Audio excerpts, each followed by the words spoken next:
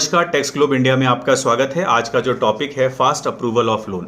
Basically आज का जो वीडियो मैंने बनाया है वो बेसिकली जितने भी हमारे सेल्फ एम्प्लॉयड बिजनेस हैं और जितने भी हमारे सेल्फ एम्प्लॉयड प्रोफेशनल्स हैं तो उनको ध्यान में रखते हुए हमने बनाया।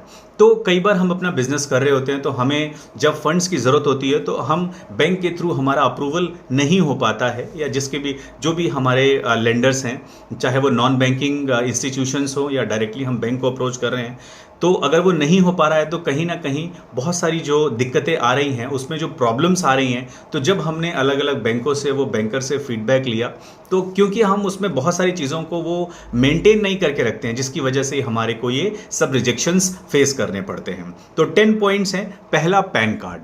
पैन कार्ड के अंदर you should always remember that you should not make multiple pan cards. एक बार आपका पैन कार्ड बन गया, एक पैन नंबर आपको अलॉट हो गया, अब उसके अंदर आप चेंजेस करिए, करेक्शन कीजिए, आपके नाम में, आपके डेट ऑफ बर्थ में, आपके फादर्स नेम में आप उसमें कर सकते हैं changes, but you should not make new another pan card. तो आपका single use of pan card. Second, आपका आधार कार्ड सिंगल होना चाहिए। हालांकि अब तो वो बायोमेट्रिक है, नहीं बनना चाहिए, बट देन ऑल्सो आप उसकी कोशिश भी ना करें तो आपका single use of Aadhaar card, आपका नेम, आपका डेट ऑफ बर्थ, आपके फादर्स नेम, ये everything should match with your pan card. Single use of, next third point is single use of email ID.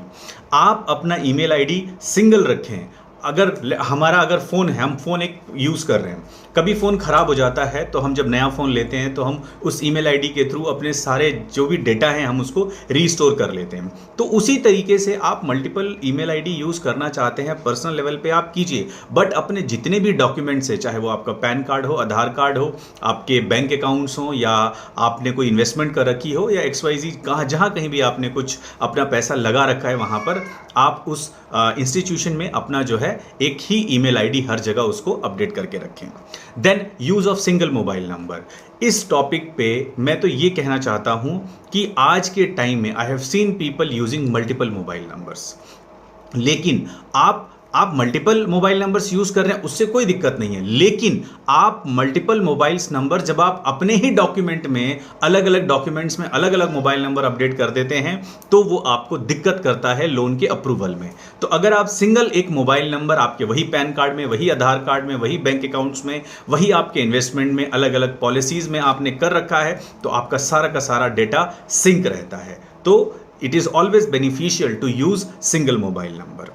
आपका जो बैंक अकाउंट है, आप अपने bank account को प्रॉपरली मेंटेन रखें। ऐसा मत कीजिए कि आज एक बैंक अकाउंट खुलाया, 3 महीने आपने चलाया, उसको छोड़ दिया, उसको प्रॉपरली बंद भी नहीं कराया, फिर नए बैंक में आपने अप्रोच किया, फिर कराया, फिर स्विच कर लिया। नहीं, आप एक बैंक अकाउंट ओपन कर रहे हैं तो पहले चेक कर लीजिए कि उसके क्या चार्जेस हैं। आपको लगता है कि उसमें मेंटेन बैलेंस थोड़ा ज़्यादा मेंटेन करना पड़ेगा तो आप पहले ही उसको चेक करके और एक ही को आप लंबे समय तक उस बैंक अकाउंट को चलाइए प्रॉपरली, बिना नॉन मेंटेनेंस के दायरे में ना आकर के प्रॉपरली उसका बैलेंस मेंटेन कीजिए और उसको कंटिन्यू कीजिए।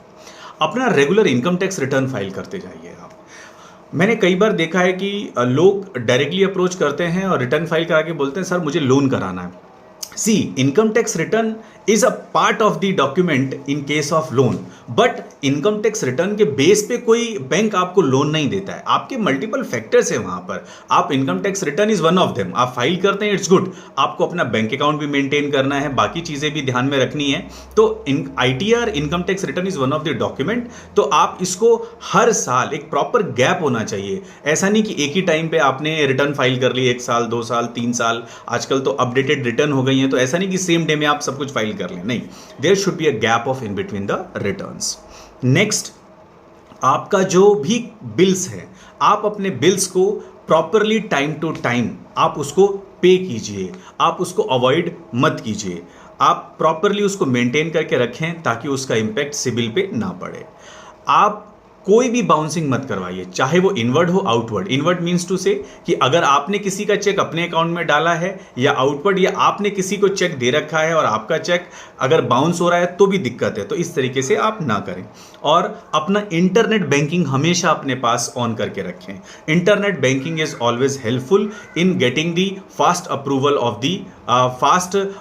Of the loan in fact fast dispersal of the loan, not it is not fast approval, but rather it is more beneficial when it comes to dispersal of the loan. अगर internet banking है तो very quickly your amount is transfer to your bank account. और आपके self employment में one of the major factor is that you should maintain your current account. आपका अपना current account होना चाहिए. देखिए, अगर आप एक सेल्फ एम्प्लॉयड पर्सन हैं, आप बिजनेस कर रहे हैं, आप प्रोफेशन में हैं, लेकिन आपका करंट ही अकाउंट नहीं है, तो ये जस्टिफाइबल नहीं है. आप सेविंग अकाउंट में करने को कीजिए जब तक आपका बैंक आपको कुछ नहीं बोल रहा है. बट एक बिजनेस का मतलब होता है कि आपका करंट अकाउंट होना चाहिए. तो ये 10 बातें हैं. अगर आप इन 10 बातों को ध्यान से रखें और ताकि और आपका ये सिबिल मेंटेन रहे, तो उसके बाद आपका जो लोन है वो प्रॉपरली अप्रूव भी होगा और किसी तरीके की आपकी कोई दिक्कत भी नहीं आएगी. तो इन सारी बातों को आप ध्यान में रखें और होप जितना भी मैंने कोशिश किया कि जितनी जल्दी मैं आपको सारा का सारा डेटा आपको समझा सकूं, तो उम्मीद कि आप इन सब चीज़ों को फॉलो करें और इसका जो बेनिफिट है आप उठाएं. तो मेरा जो भी एक्सपीरियंस रहा बैंक के साथ, जो भी मैंने फीडबैक लिया, और वो सारा कुछ मैंने आपको इस वीडियो के थ्रू समझाया. तो उम्मीद कि you will take some benefit out of this. Thank you so much. जय हिंद.